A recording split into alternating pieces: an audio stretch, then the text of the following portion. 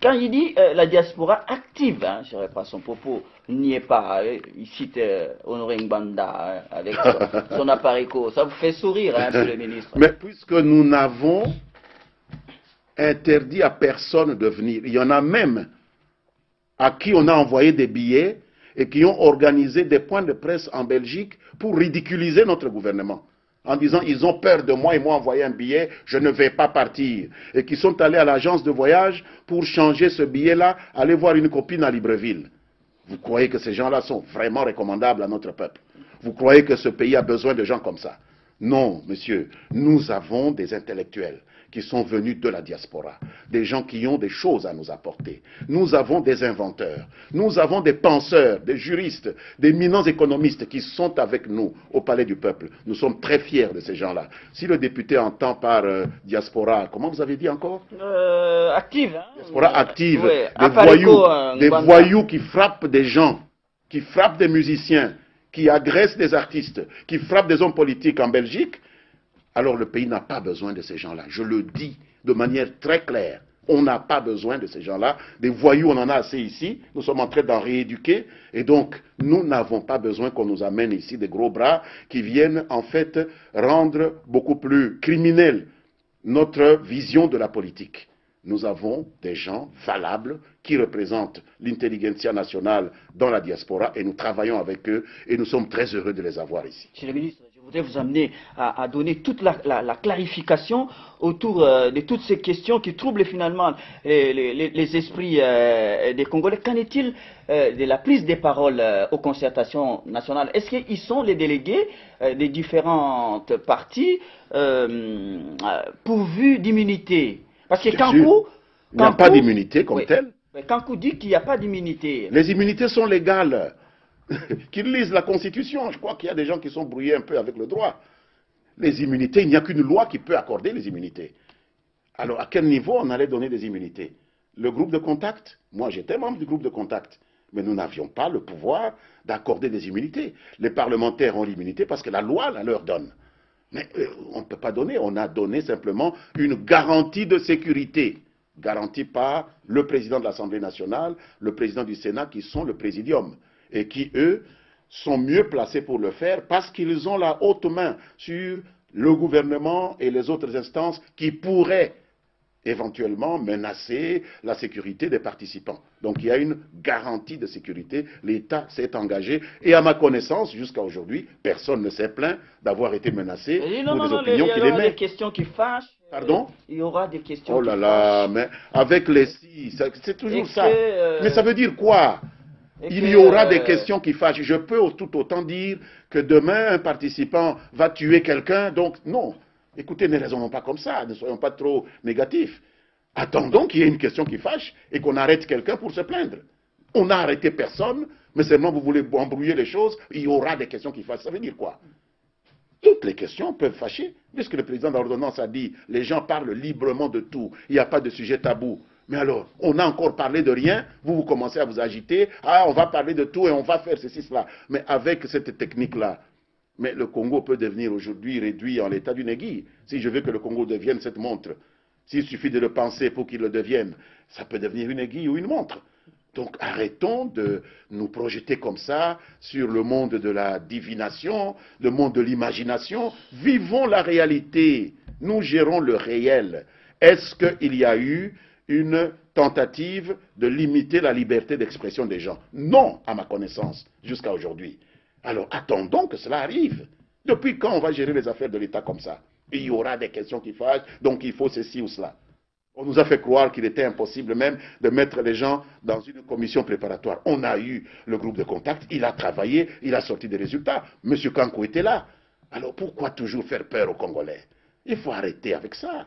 Aucun pays ne peut se développer dans la peur. Et nous, les leaders qui sommes là pour conduire notre peuple vers des lendemains meilleurs, nous sommes les premiers à essayer de cultiver la peur parmi nos concitoyens. Il n'y aura pas de questions qui amèneront le gouvernement ou toute autre autorité à empêcher un participant aux concertations à exprimer son point de vue.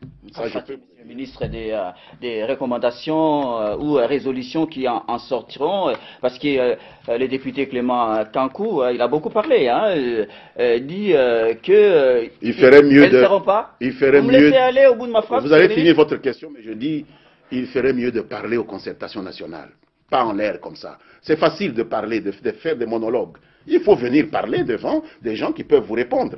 C'est très facile de sortir dans la rue et commencer à critiquer les gens. Mais on lui donne une occasion de venir mettre ses idées en confrontation avec les idées des autres, et voilà que ce démocrate se dérobe. C'est dommage. Alors, je vais au bout de ma phrase. J'ai demandé si les résolutions ou recommandations qui sortiront de ces concertations nationales seront opposables à tous, parce que Kankou, il dit qu'elles ne le seront pas. Mais au nom de quel principe elles devraient être opposables à tous? Le président vous a dit que les concertations n'ont pas vocation à se substituer aux souverains primaires. Le peuple a déjà désigné qui sont les animateurs des institutions dont les décisions sont opposables à tous. C'est la loi qui est opposable à tous. Et le peuple vous a déjà donné ceux qui sont chargés de créer la loi. C'est l'Assemblée nationale et le Sénat. Est-ce qu'il y a des députés dans ce pays, oui ou non? Monsieur Kankou en est. Est-ce qu'il y a des sénateurs dans ce pays, oui ou non? Il y en a. Alors pourquoi on va créer une autre structure qui va produire des décisions opposables à tous? Donc il y aurait deux types de décisions opposables à tous dans un pays, la loi d'une part et puis ce qui sort des concertations nationales? Non. Ce qu'on demande à la concertation nationale, c'est de consolider la cohésion entre les Congolais. Deux, d'aider les institutions à devenir beaucoup plus fortes, de les aider à devenir beaucoup plus utiles à la société. Donc, c'est un rôle que le président a voulu donner aux concertations nationales. C'est pourquoi elles ne produiront des conclusions, elles produiront des recommandations que le président de la République, le Parlement et le gouvernement s'engagent à mettre en exécution sans violer la Constitution. Si aujourd'hui on reconnaissait aux participants aux concertations que nous sommes le pouvoir de jouer le rôle du Parlement, jouer le rôle du président, jouer le rôle du gouvernement, mais ça veut dire qu'il n'y a plus d'État dans ce pays et que nous sommes dans un schéma de coup d'État. J'espère que ce n'est pas cela que l'honorable cherche. Donc, encore une fois, j'ai peine à croire qu'il maîtrise ce dont il parle. Alors, Monsieur le ministre, que le chef de l'État, Joseph Kabila Kabange, ait dit du haut de la tribune dans son discours inaugural que les concertations nationales ne vont pas se substituer aux souverains primaires. Vous venez de le relayer, de le reprendre. Kankou affirme que le président n'a pas été précis, il n'a pas apaisé les esprits en rapport par rapport à l'article 220, le renouvellement du mandat. Mais l'article 220 de quoi? Je ne sais pas, il parle de beaucoup de choses et puis il est dans la pleine confusion. Quand vous parlez de l'article 220, c'est l'article 220 de quelque chose. Non, c'est l'article 220 de quelque chose. C'est la Constitution, n'est-ce pas? Tout à fait. Et le président vous dit, vous n'avez pas vocation à vous substituer au souverain primaire, c'est-à-dire à celui qui a fait la Constitution. Et M. Kankou dit encore que le président n'a pas été précis. Clair, mais non, le président vous dit, il n'est pas question de toucher à la Constitution. C'est ça que le président dit. Si on peut être plus clair que ça, je ne sais pas dans quelle langue il faut qu'on lui parle pour qu'il entende. Le président ne veut pas qu'on touche à la Constitution, parce que la Constitution est le produit du souverain primaire. Voilà, j'espère que ça peut le rassurer. On ne peut pas être comme des enfants. Il faut qu'on dise non, je ne toucherai pas à l'article 1, je ne toucherai pas à l'article 2. On va énumérer comme ça tous les articles. Le président dit on ne peut pas se substituer au souverain primaire, parce que celui-ci a mis en place des décisions qui s'imposent à tous. Et la décision des décisions, c'est la Constitution. Dans quelle langue faut-il parler pour qu'on nous entende? Alors l'UDPS d'Étienne Tshisekedi n'y est pas dans ces concertations nationales. Posez-leur la question. Oh, non, laissez-moi aller, monsieur le ministre, au bout de la question. Mais quand même, son secrétaire général Bino Mavungu, qui espère, dit-il, il espère que les concertations nationales vont plancher sur la crise de légitimité. Il n'y a pas de crise de légitimité. M. Mavungu a tout faux. Donc, c'est à lui, à gérer sa crise. Bon, oui. Ils sont pas là, mais il peut gérer sa crise là où elle est. Si là où elle la trouve, il peut la gérer. Mais en tout cas, nous n'avons pas de crise de légitimité en République démocratique du Congo pour perdre notre temps en des bêtises comme ça pendant que le Rwanda est en train de nous menacer. Ça, c'est pour distraire les gens. Il n'y a pas de crise de légitimité. Il y a eu un contentieux électoral, comme dans tout pays démocratique. Il a été géré ou il n'a pas été géré. Il a été géré. La Cour constitutionnelle a tranché. Et M. Mavungu nous sort encore avec ça. C'est un mauvais perdant, tout simplement. C'est tout. Il n'y a pas de crise de légitimité. Alors, parmi ceux qui sont d'ailleurs aussi, l'UNC, de Vital Kamere, qui annonce la création d'une coalition pour les vrais dialogues, dit-on, chez Kamere là-bas. La création. Dans son parti alors? Oui, son parti. Son parti se coalise avec lui-même. Parce qu'apparemment, oui. D'abord, Tshisekedi ne lui reconnaît pas la qualité d'opposant. Je sais que Tshisekedi ne lui reconnaît pas la qualité d'opposant. Non, mais excusez-moi. Vous avez parlé de coalition. Je voudrais qu'on me définisse. Comment on peut faire une coalition avec soi-même? Vous êtes seul dans votre maison, vous faites la coalition avec qui? L'UNC fait la coalition avec qui? L'UDPS qui a boycotté aussi ne lui reconnaît pas la qualité d'opposant. Les autres sont aux concertations. Il fait une coalition avec qui? Il doit avoir le courage de dire, moi, UNC, je conteste les concertations. Donc, Kamere ne peut pas avoir un argumentaire à lui seul à faire valoir. Non, mais il faut parler de coalition. Non, mais pourquoi il parle de coalition alors qu'il est seul? Excusez-moi, je vous demande, pourquoi il parle de coalition alors qu'il est seul? Voilà la preuve d'un manque de confiance absolue en soi. Il peut dire l'UNC prend telle position, voilà l'UDPS prend sa position et il dit je ne reconnais même pas à Kamere la qualité d'opposant, suivez M. Moubake. Et donc, Kamere doit avoir le courage de dire moi Kamere, moi UNC, je prends telle décision.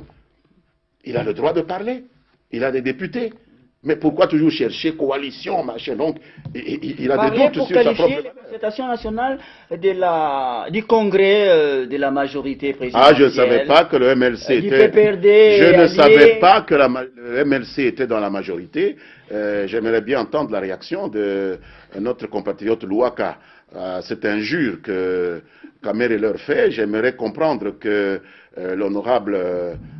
dont vous parlez ici, Kankou n'est pas aide de la majorité aussi parce qu'il participe avec nous. C'est hier qu'il a annoncé, mais depuis le groupe de contact, il est avec nous, donc il serait aussi dans la majorité présidentielle. Je ne le savais pas. Je ne savais pas que 20 députés de l'UDPS sont dans la majorité présidentielle. Voilà des mots comme ça qu'on utilise parce qu'on est en colère, parce qu'on est de mauvaise humeur, mais qui ne reflètent en rien la réalité.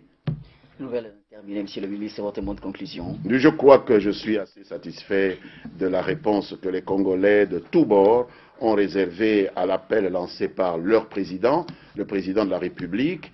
Je suis quelque peu déçu de la persistance de l'agitation un peu plus ou moins égocentrique de certains milieux politiques à Kinshasa, de moins en moins nombreux, il est vrai, et ça rassure, que le camp de cette résistance à la cohésion nationale se rétrécisse autant et que le camp de la patrie, des gens qui croient en l'union sacrée contre les agresseurs, est en train de prendre de la dimension. Je pense que c'est un motif d'espoir pour l'avenir de notre pays. Il faut réellement s'en féliciter.